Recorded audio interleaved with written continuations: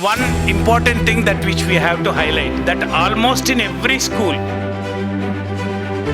and that also makes a considerable contribution in the, has led millions of poor households to exit the government schools.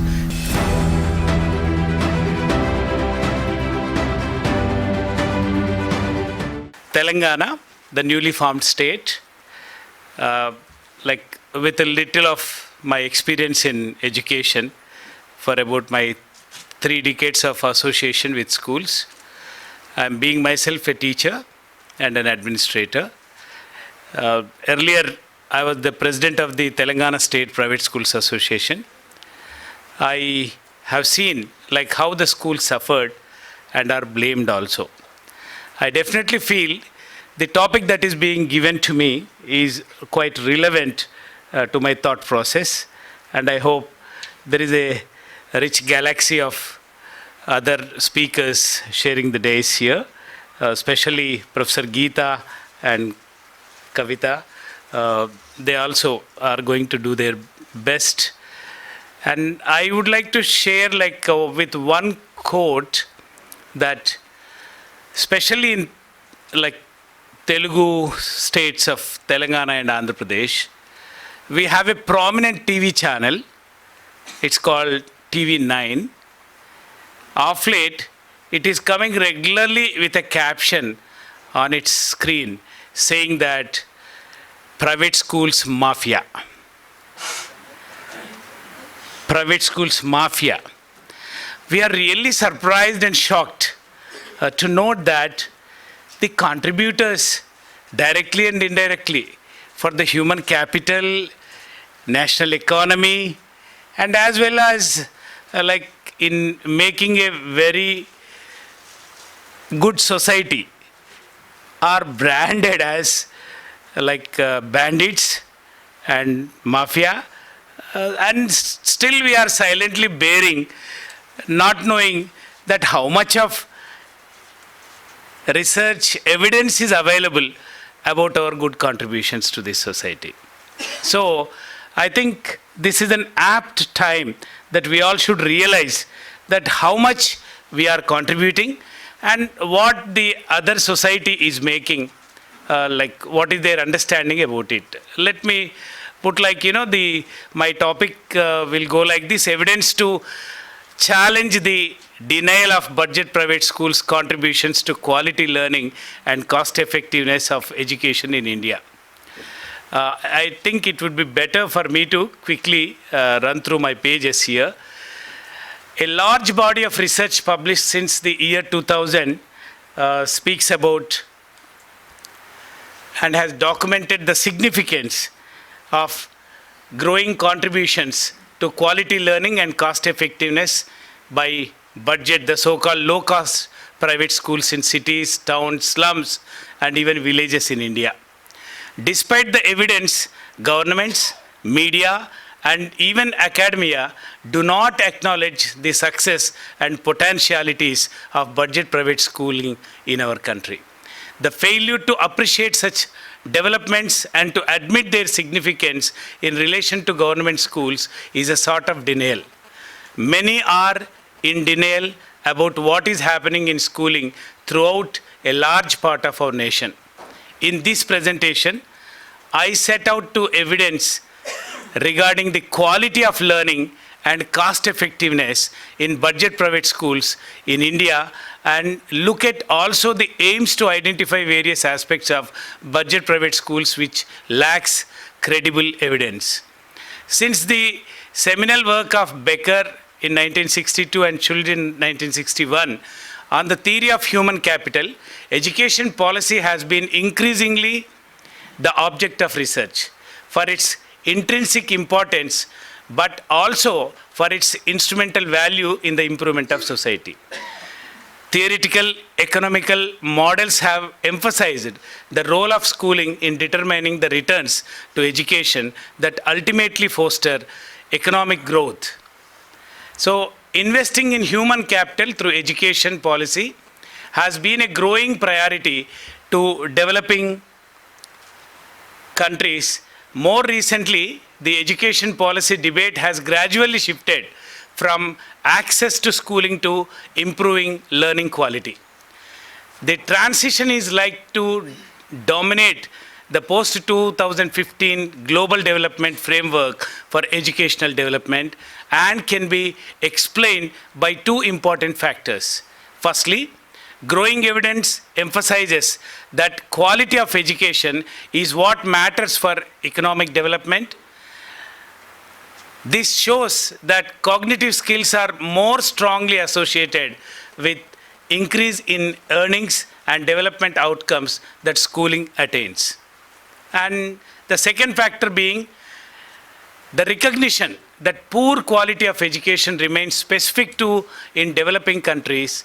UNESCO in 2004 reports that globally 2,500 million children are functionally illiterate and enumerate despite 50% of them having spent at least 4 years in school. Similarly, in India, according to ASAT 2015's report, more than half of the all grade 5 students' reading ability stands at grade 2. Now, between 1999 and 2003, researchers published findings about India in Probe 99's report, and Agarwal in 2000, Toole and Dixon in 2002 cited the evidence of a rapidly increasing sector of budget private schools in India. For example, in Haryana, 50% of primary school aged children were being educated in the private sector. Indeed, the choice for parents was no longer whether to send their children to school, but to which type of school. This is what Agarwal says in 2000 report.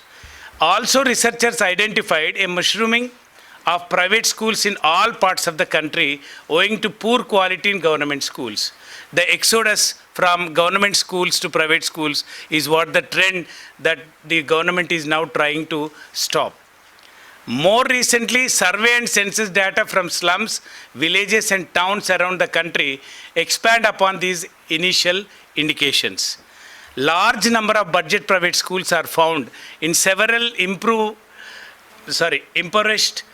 urban areas of India, in about 90 square miles of notified slum areas in the 3 poorest zones of Hyderabad, that is Telangana. At least 65% of enrolled children are attending budget private schools. The survey carried out elsewhere in India also shows that all categories of parents value budget private schools. The latest research from Patna, Bihar shows that in all 72 wards of the whole city, there are a total of 1,574 schools, of which 79% are attending private schools when compared to only 21% government school. 69% of the 1,224 unaided private schools are low-cost budget private schools serving the poor and charging less than 500 per month. Approximately 65% of school children in Patna were attending budget private schools, with just 34% attending government schools. Based on the monthly fees being charged at each private school, the research also found that 69% of private unaided schools were low cost, 22% were affordable, and only 9% higher cost. In other words, the vast majority of private unaided schools found in the city of Patna were low-cost budget schools charging less than 500. In rural India, it estimated more than 40% of children aged 6 to 14 are enrolled in private schools, and in the states of Haryana, Kerala, Manipur and Meghalaya, the share exceeds 50%.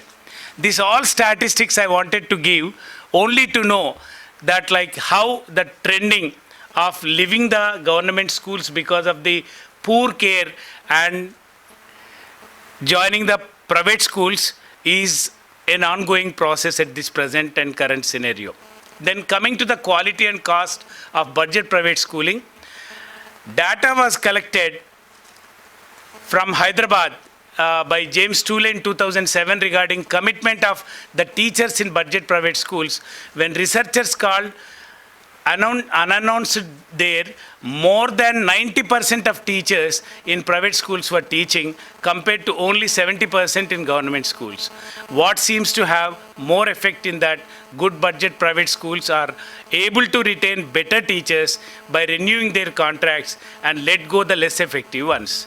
Toole further reports that across several most urban localities, their team studied in India and also in similar financial conditions prevailing countries like Nigeria and Ghana. Facilities were generally better in private schools than government schools, including access for children to drinking water, electricity, and teaching aids and materials. Private schools also placed fewer children in each class, that is, they had smaller pupil-teacher ratio. According to a study by Sen and Blatchford in 2001, and Mitra in 2003, parents in India also want their children to attend private schools because they specifically teach all subjects in English. Many, perhaps most, budget private schools are English medium.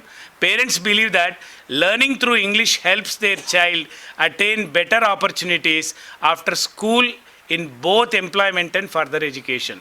Parents typically are of the opinion that if their child can communicate in English, this then provides them a better chance of lifting themselves and their families out of poverty. As of the people achievement, the data when comparing government and budget private schools, typically the results show that people in budget private schools outperform those in government schools and at a fraction of teacher cost. This is what Toole has reported in 2011 report. Rob Friends and Geeta Kingdon also in 2010 have also shown that in rural India, students in private schools significantly outperform government school students. To summarize, research in several urban and equally rural areas of India shows that in the cities, towns, slums and villages, more children attend budget private schools than government schools. Budget private schools are reported in remote rural areas too, and the numbers are growing. Most budget private schools have more dedicated teachers, smaller class size, and better facilities, even while incurring a fraction of the government school's teacher costs. And children in budget private schools seem to be outperforming those in government schools, even after controlling for socio-economic factors and selection bias. Then why are some very influential players refuse to acknowledge the actualities and potentialities of budget private schools playing significant and responsible role in providing quality education to the middle class, lower middle class, and the poor of India?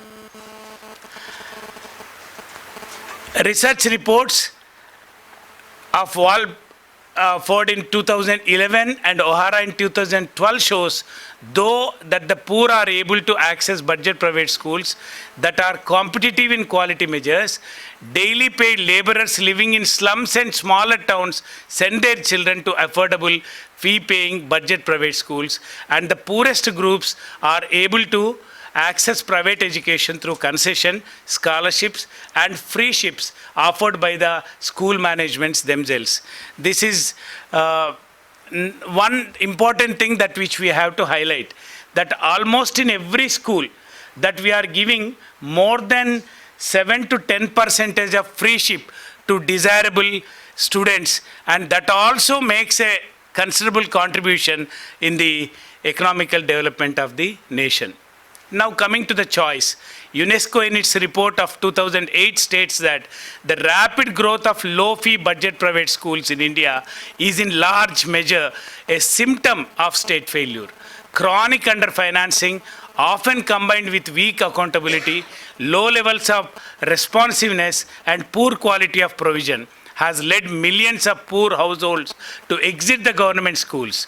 This is not a prescription either of equity or for accelerated progress towards education for all.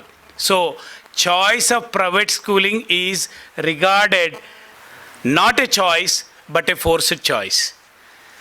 Word head in 2012 states that it is important to emphasize that the current growth in the budget private school sector is making a major positive contribution to achievement of education for all goals and especially quality education for all. Now, when budget private schools are making such a significant contribution to education for all sections of people and directly and indirectly contributing enormous to the national economy, human capital development and national building, why governments, media and academia deny acknowledging all the good that is emanating from the budget private school sector and the entrepreneurs or edupreneurs who instead are trying to fix the unfixable in our country. Now I wanted to throw a small light upon AP School Choice Project, that which has given evidence of quality of learning and cost effectiveness in budget private schools. So I am just coming to summarize the project that which was undertaken in 5 districts in Andhra and Telangana, in almost in by Azim Premji Foundation, in with about 180 villages in 1,980 schools, about where 10,245 students have participated. The conclusions are like this, that private schools in this setting are delivering better test scores against the public counterparts and do so at substantially lower costs per student. Therefore, private managements will be able to deliver better education outcome if they have the same per child spending as government schools. This is a very important area for future recommendations, and the expenditure that is incurred on the children in the government sector, if it is paid as a voucher, the private schools would be definitely doing much better. I have a quick list of 16 parameters that which are like the 16 practices of budget private schools. First one is achievement orientation, school policy and high expectations. Second is educational leadership. Third is consensus and cohesion among staff. Fourth is curriculum quality, opportunity to learn. Fifth is school climate. Sixth is evaluative potential. Seventh is parental involvement. Eighth is classroom environment. Ninth is effective learning time. 10th is structured instruction. 11th is guided to independent learning. 12th is differentiation, adaptive instruction. 13th is feedback and reinforcement. I wanted to stop a minute here and tell you that this academic achievement file, if you all remember, in 1988, I went to Kenya to study the school system there because my sister was also there. When I visited Oshwal Academy there, one Mr. Matthew, he was the principal of the school. He was maintaining one file for every child. After having seen that, when I came back, earlier to that, we were all giving progress card as scholastic report, where the parent was not knowing what the child has written. So since then, what we have converted is, we started posting the answer papers along with the progress file card and send them in a file to the parent. That was adopted by many schools, and parents started knowing that what the child is writing. So thereby lot of accountability came on the teacher and also on all the stakeholders, and thereby since then, mostly in South India, there's a lot of change of believing the private schools, because they were sending the evidence of performance and evidence of learning. So lastly, optimum utilization of resources is done in the private schools, and use of ICT and digital devices. Then concept of lifelong learning for all stakeholders. Here the difference is, even just now I was talking to one ma'am from Goa. She was telling she joined her PhD course now, and her students were asking, like, why madam, why have you joined now? Yes, lifelong learning is what we all think is an essential component, what is missing in the government counterpart. So my dear friends, there is a lot of evidence in favor of us. We need not fear. Like recommendations are there. As CCE came from foreign and child rights came from foreign countries, okay? Now, like OCHR system also will come, and those who are serving better and rendering good services will be encouraged. Thank you very much.